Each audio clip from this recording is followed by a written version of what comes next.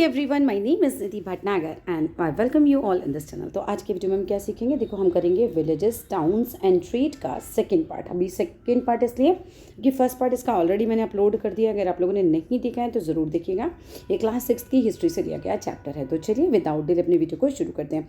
अब देखो first part में ना हमने ये सब चीज़ें तो कवर कर ली थी और अब आ जाते हैं हम यहाँ पे कॉइन्स वाले टॉपिक से। अब हमें स्टार्ट करना है इस चैप्टर को।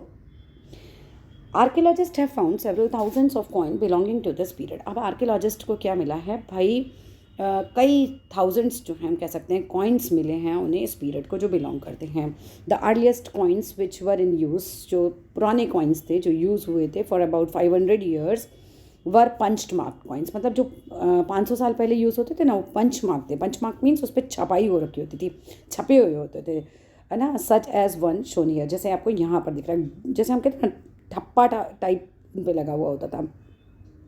पंच मार्क्ड कॉइन आपको समझा रखा है। यहाँ पर क्या होता है, पंच मार्क कॉइन्स पर जनरली रेक्टेंगुलर होते हैं और समटाइम्स स्क्वायर शेप के भी होते थे, तो राउंड शेप के भी हो सकते थे। इधर कट आउट हो किसी मेटल शीट से या फिर बने हुए हो out of flat metal sheet के, ठीक है। स्मॉल स्मैरिकल बॉडी होती है उस चीज़ के बोल सकते हैं।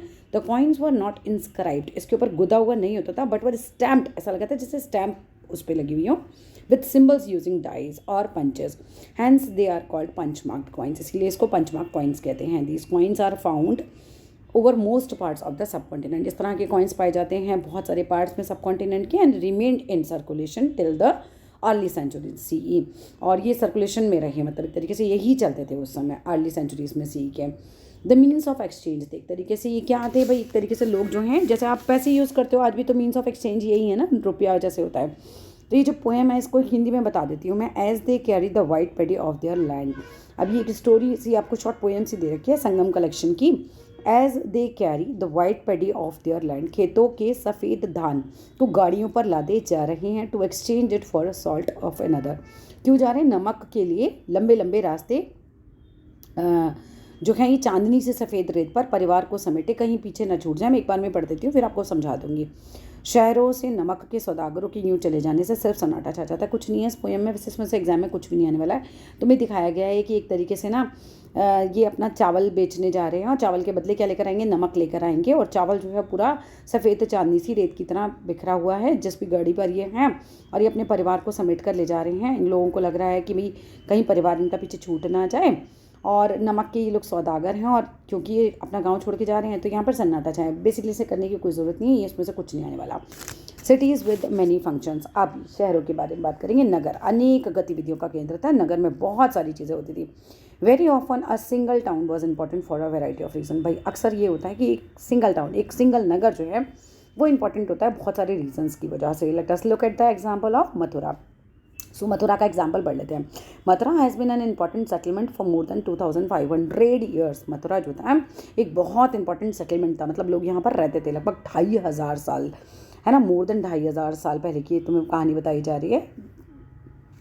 2500 साल तक लोग यहाँ पर है। Mathura has been an important settlement for more than 2500 साल, ठीक है। 2500 साल तक हम कह सकते हैं मथुरा बहुत इंपॉर्टेंट था। It was important because it was located at the cross road. Cross road क्या होती है, जैसे आप यहाँ से भी जा रहे हो, यहाँ से भी जा रहे हो, यहाँ पे मथुरा है, तो एक तरीके से क्रॉस रोड पर पड़ता था।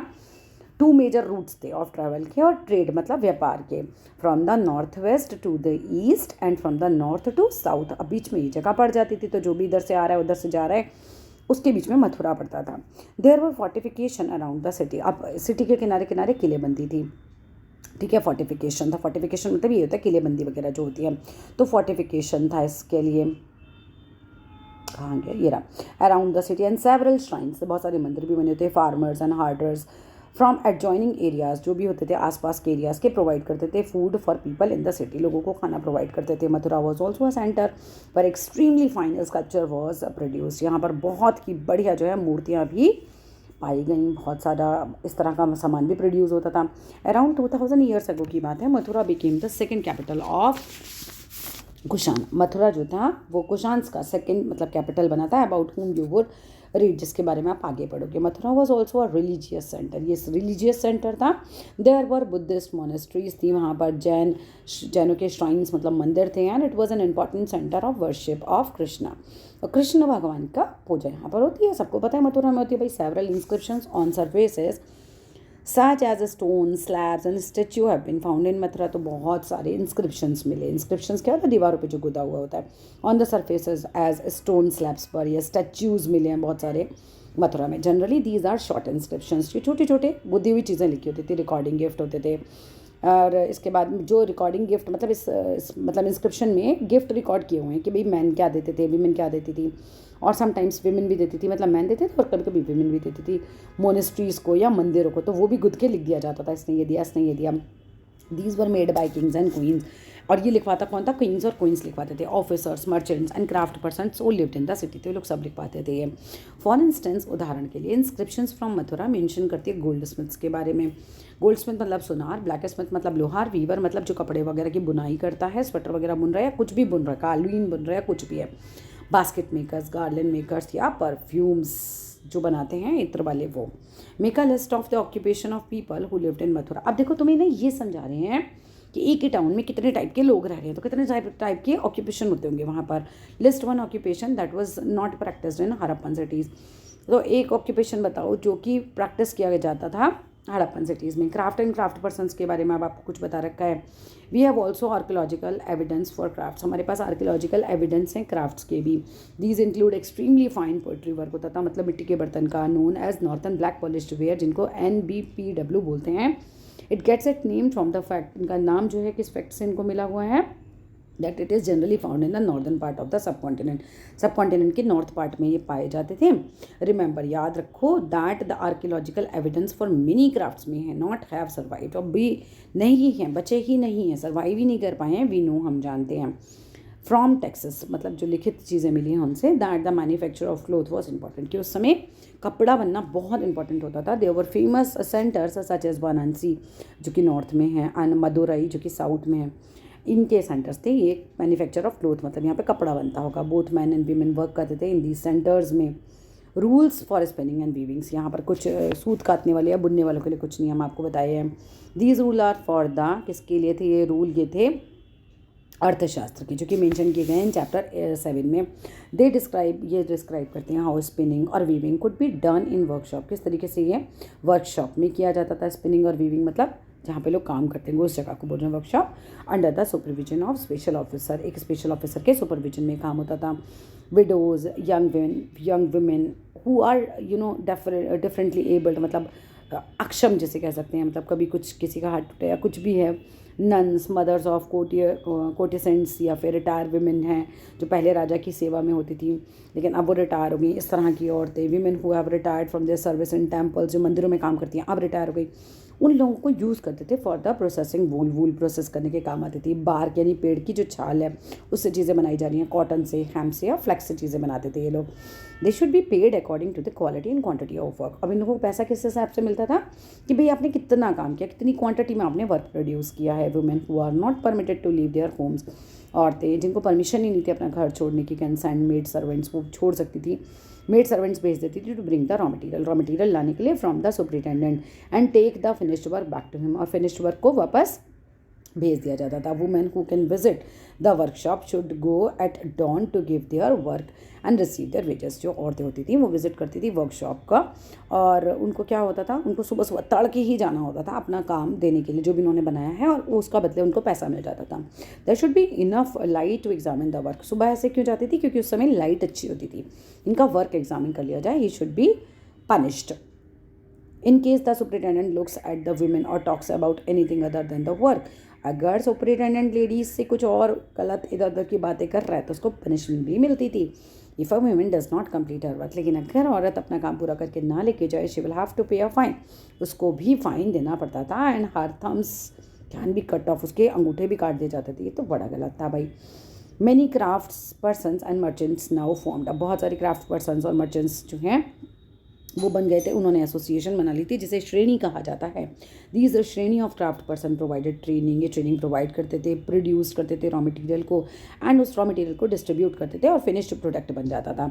देन श्रेणी ऑफ मर्चेंट्स ऑर्गेनाइज करते थे ट्रेड, व्यापार को। श्रेणी ऑल्सो सर्व्ड एज बैंक की तरह काम करती थी। वह रिच मैन जो होते थे और वुमेन अपने मनी को डिपॉजिट करते थे, एंड दिस वॉज इन्वेस्टेड, ये पैसा इन्वेस्ट कर दिया जाता था। And the part of interest जो भी होता था वॉज रिटर्न और यूज़ कर लिया जाता था टू सपोर्ट रिलीजियस इंस्टीट्यूशंस के लिए और सच एज मोनेस्ट्रीज के लिए।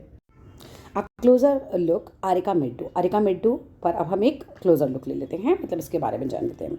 फाइन फाइन मीन्स ढूंढो, क्या ढूंढना है हमें? अरिकामेडू कहाँ पर था? पांडिचेरी में। ऑन मैप 7 में आपको ढूंढना है, पेज नंबर 87 पे दिया हुआ है। बिटवीन 2200 एंड 1900 ईयर्स अगो, उसके समय पर ये जगह थी।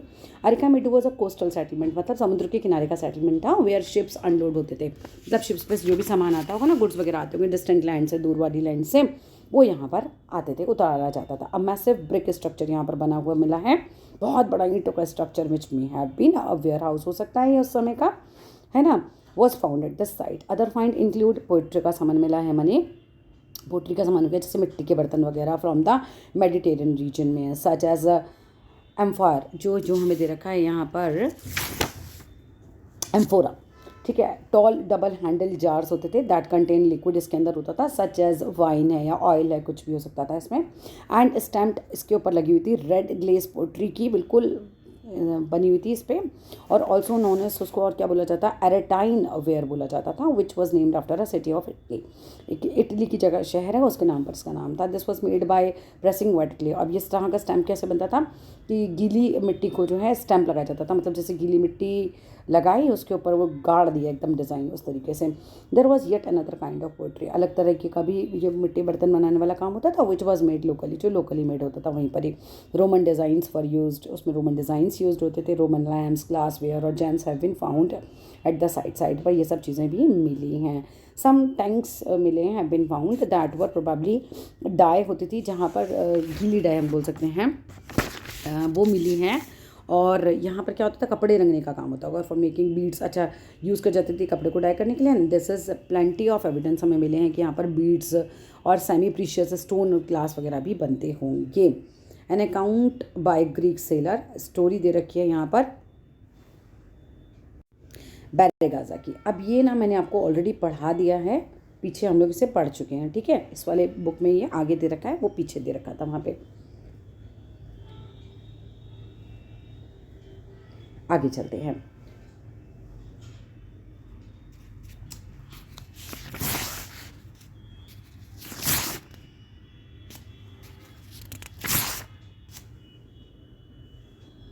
Trades and traders, you have read about north and black polished ware. अब आपने पढ़ा है नॉर्थ के ब्लैक पॉलिश्ड वेयर के बारे में। This fine poetry, specially bowls हो गए, प्लेट्स हो गए, were found from several archaeological sites पे हमें मिले हैं through out the sub continent, सब जगह मिले हैं हमें लगभग। How do you think it reach these places, तुम्हें क्या लगता है ये कैसे पहुँचे इस जगह पर? तो ट्रेडर्स में have carried them from place to place, जो व्यापारी होते थे वो उसको लेकर गए होंगे एक जगह से दूसरी जगह, वेयर दे वर मेड, जहाँ पर ये बने थे, to sell them at other places, और दूसरे प्लेसेस पर बेचने के लिए। South India was famous for gold species, जो स्पाइसेस गोल्ड के लिए फेमस था, मसालों के लिए फेमस था, स्पेशली पेपर काली मिर्च के लिए फेमस था, प्रीशियस स्टोन्स के लिए फेमस था। पेपर काली मिर्च वॉज पर्टिकुलरली बहुत वैल्यू किया जाता था रोमन एम्पायर में इसका, so much so that it was known as a black gold, जिसको ब्लैक गोल्ड कहा जाता था। सो ट्रेडर्स कैरी करते थे मैनी ऑफ दीज गुड्स को टू रोम इन शिप्स में across the sea and by land in caravans में। There must have been quite a lot of trade, बहुत ज़्यादा ट्रेड हुआ करता था, व्यापार हुआ करता था। As many Roman gold coins have been found in south India, और रोमन गोल्ड कॉइन्स पाए गए हैं साउथ इंडिया में। यहाँ पर पोएम दे रखी है, इसका तो खैर कोई मतलब नहीं है लर्न करने का आपका, आगे आते हैं। ट्रेडर्स एक्सप्लोर करते थे सेवरल सी रूट्स, उन्होंने अपना मतलब बहुत सारे समुद्री रास्ते उन्होंने एक्सप्लोर करे।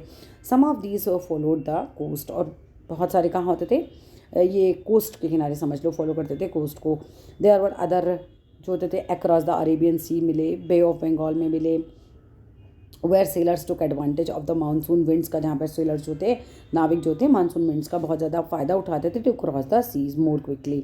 सो if they wanted to reach the western coast, अगर वो वेस्टर्न कोस्ट पे पहुंचना चाहते थे of the subcontinent from East Africa और Arabia, they chose to sail with the south west monsoon, जो साउथ वेस्ट मानसून से जो हवाएं चलती थी उस तरफ जाना पसंद करते थे। एंड श्रेडली जो शिप्स होती थी had to be build for these long journeys, इस तरह की शिप्स बनाई जाती थी। New kingdoms along the coast, नए नए राज्य बसने लगे थे कोस्ट समुद्र के किनारे।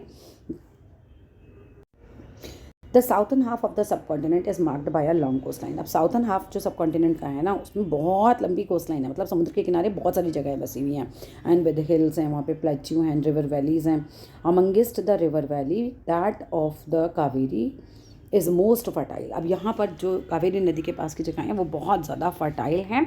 Chiefs and Kings who controlled the river valleys, chief और राजा जो कंट्रोल करते थे रिवर वैलीज़ को, मतलब घाटियों को, एंड कोस्ट को, बिकेम रिच एंड पावरफुल, वो बहुत रिच और पावरफुल बन गए। लैंड फर्टाइल होती है ना, तो वहाँ का राजा हमेशा ही पावरफुल बनेगा, वहाँ का राजा या वहाँ की प्रजा हमेशा पावरफुल भी रहेगी और रिच भी रहेगी। संगम पोएम मेंशन करती हैं मूवेंडर को। This is the Tamil word जिसको 3 chiefs used for the heads of 3 ruling families के बारे में आता है, चोलास, चेरास और पांड्यास। इनके बारे में भी आप पढ़ेंगे 7th क्लास में आते ही। ये बहुत पावरफुल थे ये साउथ इंडिया में, और मतलब चोलाज एक तरीके से समझ लो, चोला राजास होते थे, चेरा राजास थे, पांड्यास थे, ये सब थे। और तो 2300 साल पहले की बात है, उस समय साउथ इंडिया में बड़े पावर था इनका उस समय।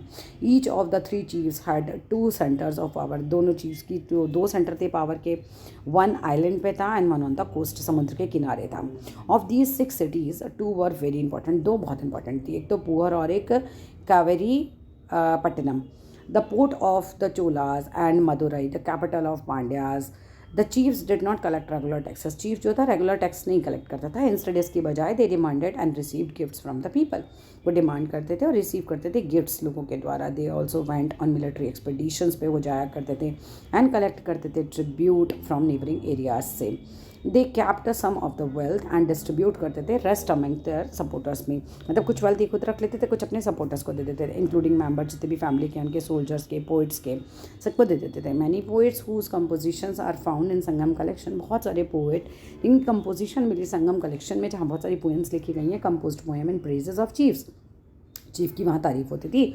हु एफन रिवॉर्ड करता था, रिवॉर्ड दम विद प्रेशियस स्टोन, बांटता था लोगों को, या अपने जो भी सैनिक वैनिक हैं, गोल्ड, हॉर्सेस, एलिफेंट्स, चैरेट्स मतलब रथ, और फाइन क्लोथ भी देता था। अराउंड 200 ईयर्स लेटर, इतने बाद, dynasty known as Satavahanas become बहुत पावरफुल बनी वेस्टर्न इंडिया में। The most important ruler of the Satavahana was Gautamiputra Shri सत्यकर्णी।